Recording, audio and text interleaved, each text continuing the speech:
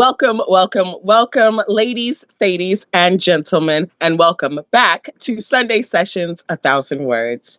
Sunday Sessions, A Thousand Words gives you a peek behind the curtain into the lives of incredible Black professional wrestlers that you may not know, but you certainly will love. Each week, I've been bringing you a different wrestler and a photo from their professional career that means something significant to them.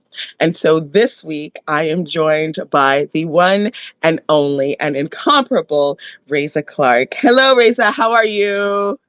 Doing well. Thank you so much for having me. Yes, thank you so much for being here. For those who don't know you, will you please give them your name, your pronouns, your socials, and then plug anything that you want them to know about that's important for you going on right now? Well, my name is Reiza Clarke.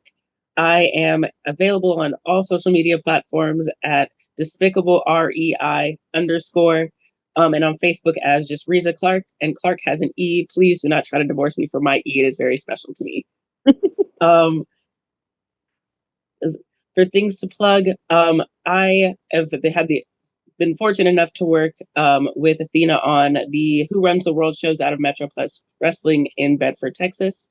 We have another all-women show coming up March 7th. We are crowning a new champion, the American Yoshi champion. So if you are in the Bedford, Texas area, actually it's going to be in Irving. So if you are going to be in that area, if you could come out. If you are not in that area, we will also be streaming on Twitch. So you can find that at Metroplex Wrestling searching Metroplex Wrestling on Twitch. Um, it is normally subscribers only. Sometimes they change that. I like to tell people if you have an Amazon Prime subscription and you are not using it for something already, that is the perfect use for it because you're already paying for it. Everybody, make sure that you definitely check out Metroplex Wrestling. It is going to be an incredible show, I am sure.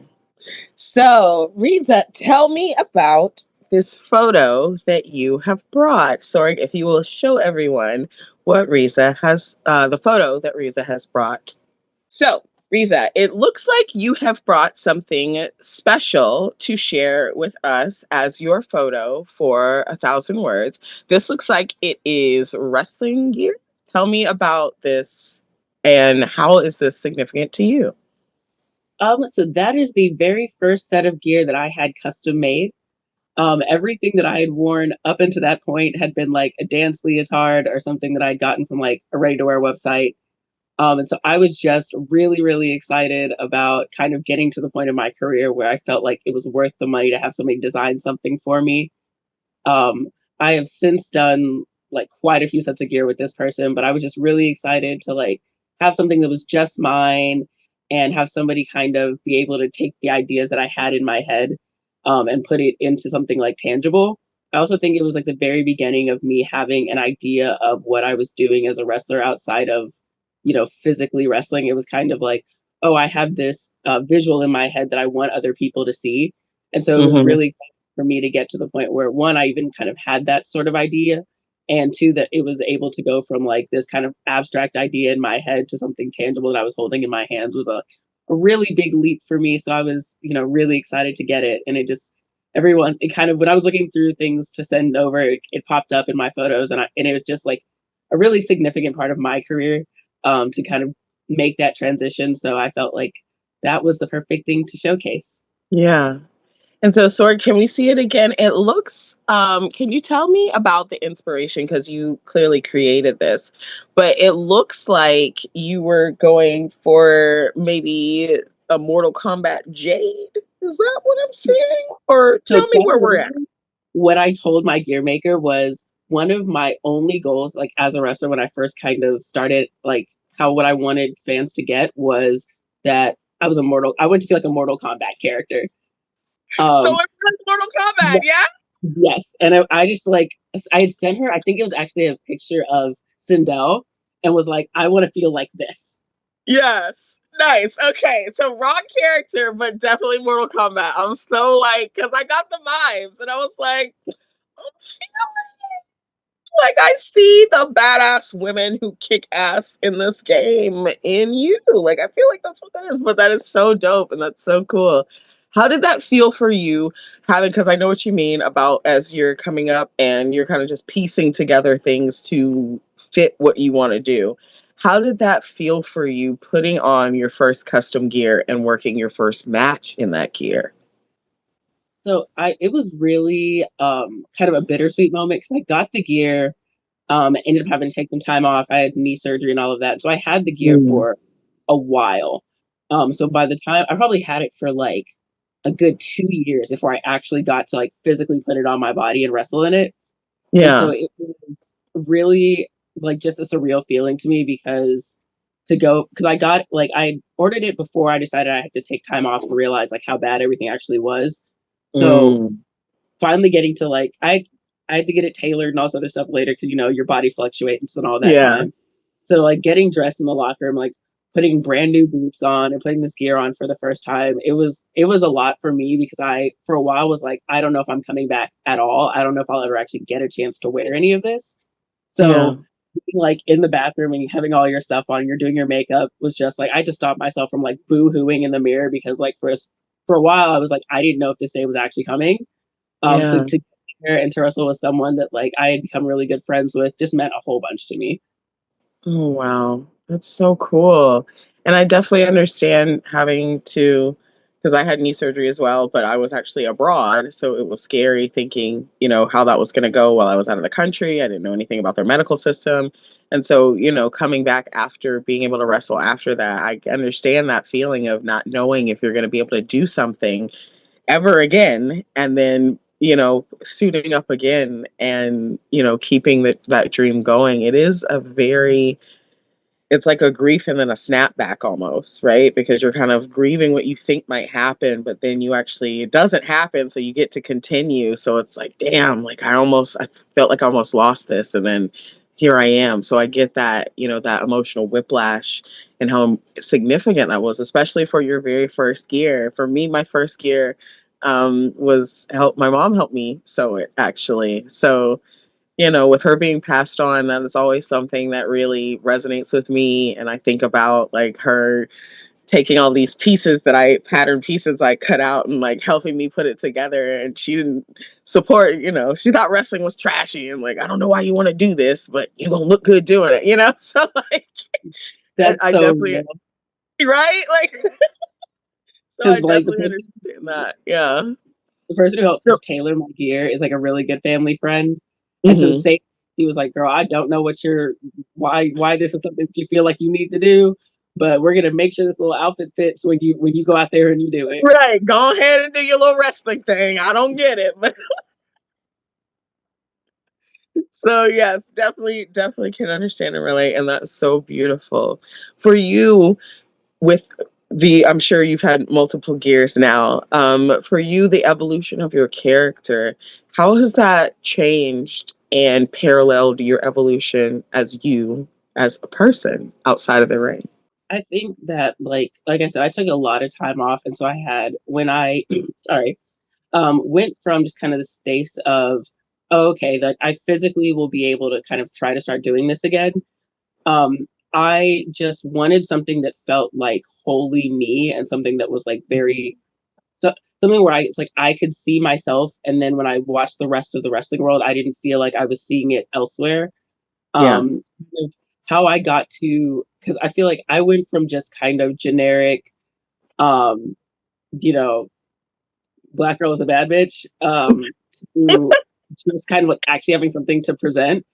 And I Yeah. was joking like mine is my I got to the pirate bit because I have a one of my mom's really good friends who I consider my aunt worked on an island. So I'm also in the Bahamas, and she worked on an island as a teacher. And so I always used to go visit her, and it was this great gig. And the what they didn't realize at the time, and she didn't realize until like she stopped working there, is that she was working for the Colombian cartel over on the island that they were trafficking drugs out of for Pablo Escobar and them.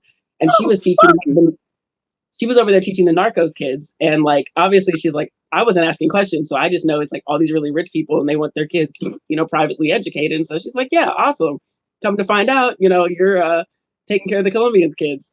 And so that kind of headed me yay. down this pipeline of just kind of um the Bahamas and their connection to I I'm a true crime person, but I'm also someone who doesn't want to hear hours of people dying.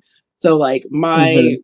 crime of choice is always like financial crime. So I ended up like waist Mm. deep in a bunch of stuff, which kind of led me to pirates. And it's kind of just like the overall history of like the Bahamian Islands and crime always kind of goes back to people trying to hide money. So Yes. I can't think of a bunch of people doing pirate stuff. And so I was like, let's start here and kind of move into like just like the vigilante, that kind of thing. And just I it's something that feels very personal to me because of, how we got here and like the family history Yeah. behind it and all.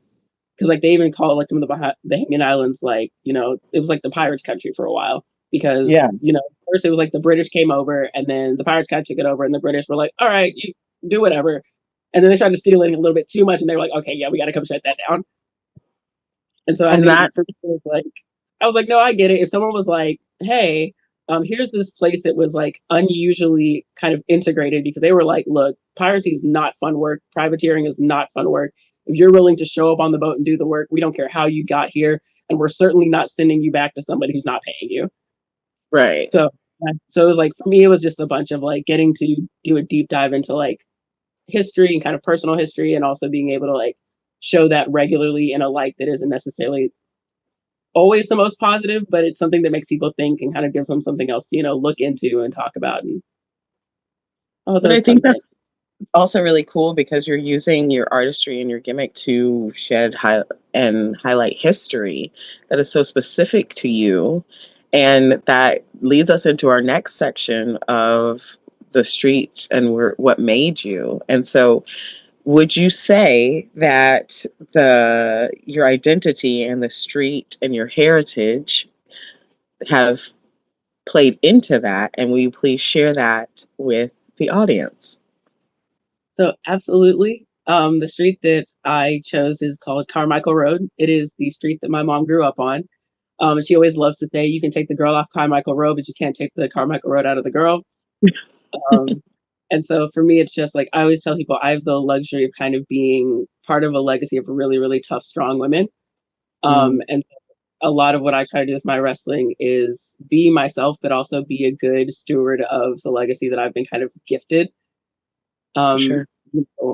Obviously, like I said, my mom's from the Bahamas, my family's Bahamian, but also my dad's from Louisiana, so it's like I always joke that like my family is Southern country and island country. It is Mm, similar but very different, cultural things. And it's just, I guess, like for me, really fun to be able to show kind of a mix of that. And just, so I feel like, especially in the South, people are like, you feel like somebody I know, but also something that's very like different from the norm of kind of what I'm experiencing. And so for me, yeah. I feel like I get the luxury of being able to show, kind of carry both those flags. And there are I've had the luxury of meeting a couple of other Bahamian wrestlers, but the islands are only so big. There's only so many people. And so I just think I have the luxury of being able to kind of help, carry that flag that not a lot of people, get to do that. And so I am very, flattered. I love the fact that my family are really big wrestling people, at least my mom's side. So they're just thrilled that their family member is a wrestler and they love to tell people that. And so it's always very funny to me, when my mom will be back at home and it'll be them passing the phone around and all they want to hear about is my wrestling. And I saw one of the matches that you do, and so I just, yeah, I have the luxury of just being able to be one, like as good of a steward as I can be for them, but also being able to know that like they're proud of the work that I'm doing and that, they like the fact that I'm trying to carry the flag to the best of my ability. Would you say that having that support and that family engagement is a battery for you when it comes to pursuing wrestling? Absolutely. I think that for a while, especially when I was kind of deciding if I wanted to get into wrestling or not, some of it was like I have had a lot of support from my family, even the side that's like, girl, I don't understand why you're doing what you're doing. But as long as it's important to you and you're working at it, we love that for you. And my I have a luxury that a lot of people don't have. My mom is someone who, if the show is in driving distance, she's going to try to be there. Almost any Mm, time I'm at home, my mom is in the crowd. And so I just have, I'm very lucky in a way that a lot of people aren't. That again, like I said, even if my family doesn't understand why it's important to me, they know that it is, and so they kind of do their best to be able to to give me all the support that they can give me, and I'm very very thankful for that, and I'm always excited to kind of get out in the crowd, kind of scan and be like, that's my mama. Yeah. You are carrying on a legacy that may be a little bit different than what your ancestors were participating in or experienced. So, for your forecestors, your ancestors that will come next, what would you say to them about following their passion and their dream that may be unconventional? I think that the one thing that I joke that my family may not have I may not have inherited money from my family. Unfortunately, the only thing these folks gave me is a work ethic.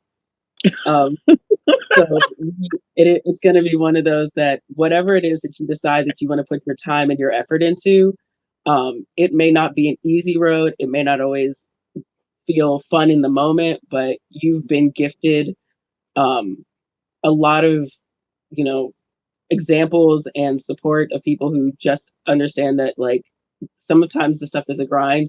I come from a family of performers as well, so it's like a lot of us are in a case of we're doing things that may not make the most sense to people around us, but Right. as long as you are doing your best to build something for yourself and build something for your community, you're going to have support. You are going to Yeah. have the ability to do so, and you've been gifted the work ethic to make it happen. So, unfortunately, the only way is through sometimes. Maybe fortunately, right? Because you got to go through it to get to it. So Absolutely. maybe fortunately. Riza, is there anything that you would share with a wrestler who is coming up and may not necessarily have the same support as you, but has the same drive and work ethic and wants to make this dream whatever it looks like for them? What would you offer to them? I will say that sometimes this feels easier said than done. Mm. Because you didn't show up with the support does not mean it doesn't exist. You will be Ooh. surprised at the people who will go to lengths to try to support you in what you are wanting to do that you will meet through the course of you doing this. Yeah. Um, it's like almost like anything else in life when you're, trying to get somewhere. Sometimes people you come across who don't know you from Adam are going to be your biggest supporters. And I would say that don't allow feeling misunderstood by the people that you came into this journey with stop you from being able to move forward in it because they may not get it right now. They may never get it. But that doesn't mean that someone isn't and someone isn't going to be willing to support what you've got going on, try to help you get where you're going. And I think that sometimes that we can get a bit caught up in feeling unsupported that we miss the folks that show up all the time because it's going to be that you're going to see that same person's face in all the shows that you go to in an area. That person is giving you that same level of support that you may not feel like you're getting from where you want it, but you are getting it. And so mine is just kind of don't get lost in not having what you want off top so that you completely lose your ability to realize, the support there's coming from other places. I think that's amazing and also very well timed and well placed for the time that we're in. Welcome back to Sunday Sessions, A Thousand Words, and here is your Black Wrestling History Moment. Today, we're talking Celie Samara. The history of professional wrestling is often told as if it were born fully formed in arenas under bright lights with clear championships and neat lineages. But for much of the 20th century, wrestling lived elsewhere in circuses, fairgrounds, stadiums attached to amusement parks, port cities, and touring athletic ambitions that crossed borders faster than governing bodies could regulate them. Inside that world moved a Black American wrestler whose career was not only extensive, but truly global. His birth name was George Hardison. His ring name was Celie Samara. What we know about him exists because fragments survived: newspaper advertisements, match results, promotional language, and later historical reconstruction. Those fragments, when assembled carefully, reveal a wrestler who was not marginal, but central to multiple regional scenes across decades. George Hardison was born in Fort Valley, Georgia in the early 20th century. Census and genealogical records place him in a working-class black family in the Jim Crow South, an environment that offered limited formal opportunity but produced many athletes who entered entertainment and sport through boxing, carnivals, and traveling shows. By the time Hardison entered wrestling, this pathway was already well worn. Black athletes were often excluded from amateur athletic pipelines, but found access through strongman acts, boxing exhibitions, and all-in wrestling cards, where promoters valued spectacle, toughness, and crowd response over institutional legitimacy. Hardison adopted the ring name Sealy Samara, later sometimes billed as Sealy the Arm Samara, emphasizing his physical strength. His style was consistently described as power-based grappling, and early accounts identified a favorite hold known to him as the flying horse. These details matter because they indicate a technical continuity. Samara was not a novelty act drifting between shows, but a wrestler with a reputable, recognizable in-ring identity. By the late 1930s, Samara had become a major figure in Boston's wrestling circuit, then one of the most competitive and politically complex wrestling territories in the United States. Promoters in Boston were engaged in rivalry, and championships were often as much tools of promotion as sporting recognition. It was here that Samara was billed as an Ethiopian champion, a character construction drawing on contemporary global awareness of Ethiopia and Emperor Haile Selassie. This was not accidental. For black wrestlers, promoters often supplied acceptable, quote-unquote, foreign or royalized identities that made success palatable to white audiences while avoiding direct association with African American equality. Within that framing, Samara achieved something historically notable. Contemporary coverage identified him as the first black man to challenge for a recognized World Heavyweight Championship in 1938. In that context, and regardless of the work nature of the championships at the time, the challenge itself signaled status. Samara was positioned as a legitimate threat, not merely a supporting attraction. After Boston, Samara did not fade. Instead, his career widened. Records place him wrestling across the United States, in Canada, and eventually in Australia and Southeast Asia. He held titles on the Pacific Coast and appeared in early cage match style contests, indicating that promoters continued to trust him with marquee stipulations. This matters because black wrestlers of the era were often regionally constrained, cycling through limited circuits. Samara, by contrast, moved repeatedly into new markets, suggesting both drawing power and professional reliability. The most detailed surviving documentation of Samara's later career comes from Singapore in 1952, preserved in digitized English-language newspapers. These records provide week-by-week evidence of a sustained run at Happy World Stadium, a major entertainment venue tied to an amusement park and frequented by large crowds. From the moment of his arrival, newspapers emphasized his race, repeatedly billing him as the first Negro wrestler to visit the East. This phrasing appeared in advertisements, previews, and reports alongside descriptions of his physique and strength. At the same time, those papers documented his centrality to the card. He won his debut match decisively. He worked extended feuds with opponents such as King Congo, Al Costello, and Chief Little Wolf. He was involved in matches that produced walkouts, disqualifications, rematches, and even police intervention, all hallmarks of top-billed wrestling programs of the time. He headlined bouts framed as championships and charity wager matches.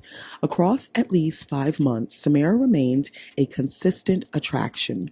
The record shows him not as a one-off novelty, but as a pillar of the touring circuit, trusted to anchor storylines and draw crowds. The Singapore papers are revealing not only for what they say, but for how they say it. They meticulously recorded Samara's race, his billing language, his match outcomes, and the disorder or excitement surrounding the bouts.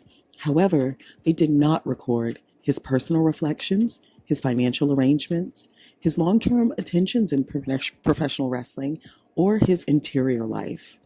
And this asymmetry is consistent with how the history of Black performers is archived in colonial and post-colonial press, highly visible as bodies and attractions, but minimally preserved as full human subjects. The result is a record rich in professional movement, but sparse in a personal narrative. By the early 1960s, Samara settled in the northeastern United States, and he died in 1964 with limited public documentation surrounding his final years. There is no indication of scandal or disgrace, only the quiet disappearance that often follows when a performer's circuit ends and no institution claims custodianship of their history. But as taken as a whole, Samara's career demonstrates several facts that matter deeply to wrestling history. 1. Black wrestlers were not peripheral to early professional wrestling. They were champions, headliners, and international travelers. 2. Global wrestling circuits existed well before modern globalization, connecting North America, Europe, Australia, and Southeast Asia. 3. Racial framing shaped archival survival. Samara is remembered repeatedly as the first Negro wrestler, while his technical skill and longevity had to be reconstructed later. And 4. Erasure does not require failure. Samara did not disappear because he lacked success or skill. He disappeared because the systems that benefited from his labor did not preserve his history. Sealy Samara should be understood not as an exception, but as evidence. Evidence of a Black wrestler who navigated early professional wrestling at its most fluid, most international, and most precarious stage. His life reminds us that wrestling history does not begin with television, and Black wrestling history does not begin with recognition. It begins with people like Samara, working week after week, crossing borders, building crowds, and leaving traces that only careful reading can bring back into view. Thank you for watching and listening to Sunday Sessions 1,000 Words. So, transitioning into our game, you chose finish the promo. So, you're going to choose one object to cut a promo about, but you're not going to say the name and you can't be overt with what it is. It is up to me to guess what you're cutting a promo about. So I'm going to go first, and you're going to have to finish the promo by guessing what I'm talking about, okay? Sounds good. Okay, you ready?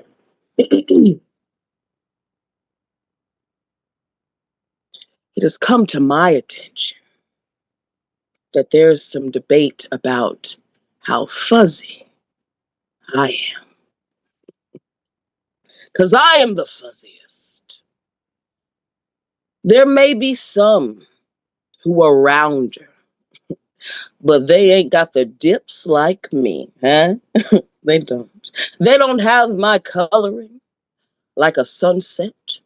They don't have my deliciousness. Y'all be checking for me in the summertime, okay? I know your granny's cobbler, huh? You're looking for your girl, but you won't find me because I'm deep in there. You can only get me when I'm perfectly ready, huh? I'm not available to everyone. And my fuzz makes me distinctive. And so I ask you, do you know who I am? Okay, you know. I feel like I'm completely off, like what you're trying, where you were going, because my brain stuck on like the fuzziest, and immediately my Okay. brain was like, I'm gonna show my age. You know the little nursery rhyme when you were a kid and you're like fuzzy wuzzy was a bear. Fuzzy That's where Wuzzy. my brain. That's exactly where my brain went, and I'm like, I feel like that's not it, but that's all my brain. It was like, no, this has to be it. Okay, no, that's okay. No, that's not it. Okay. And you know what? That's okay because it's feedback for me about my promo. And I appreciate that. So I'll give you a hint. It is a fruit. Fruit. Sorry, fuzzy and yellow. Sunset. Huh? Okay. Sunset and a fruit. Think of the skin of this fruit. My brain's going to a mango. Think of the curves Perfect. Remember, I said one is circular and fuzzy, but it doesn't have curves like me. It's sometimes used as an emoji for a body part. Is it an eggplant? What's the other one? Peach. Jesus. Jesus. Jesus. Yay! We did I'm it! a Texas girl and I couldn't figure out we were talking about booty. That's crazy. Insane word. No, you got I'm a it. Okay, terrible look at southerner. it. Yes, it was peach. Yes. I'm a Okay. terrible southerner. Because it's also good feedback. Because you have to think about, like, when you're cutting a promo, you got to give all the information. But if it's like a game, you got to omit the information. But if you want people to have hints, you got to give them enough and omit enough. So your feedback is very valid. And so I appreciate it. But incorporate it into you because it's your turn. Okay. Okay? I'm ready.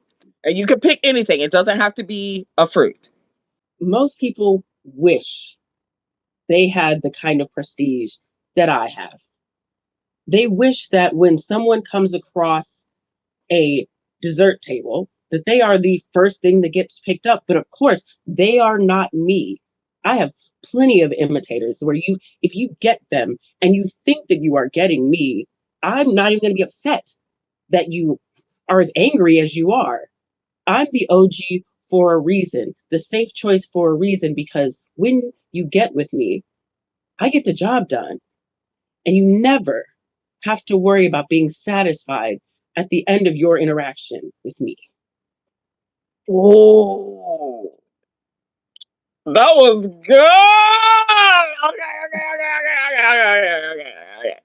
Okay, so you gave a good hint, which was dessert table. So I know what I'm looking at. Okay. Okay. I have two clarifying questions. Is that okay? Absolutely. Is it a pie? It is not. Okay. Okay. Okay. And my second, does it need time to rise? It does not. Okay. We're cooking with grease. Okay. And you may see imitations of me, but they ain't me. Ooh. That's also a bar. That's also a bar. Okay. Uh, are you a brownie?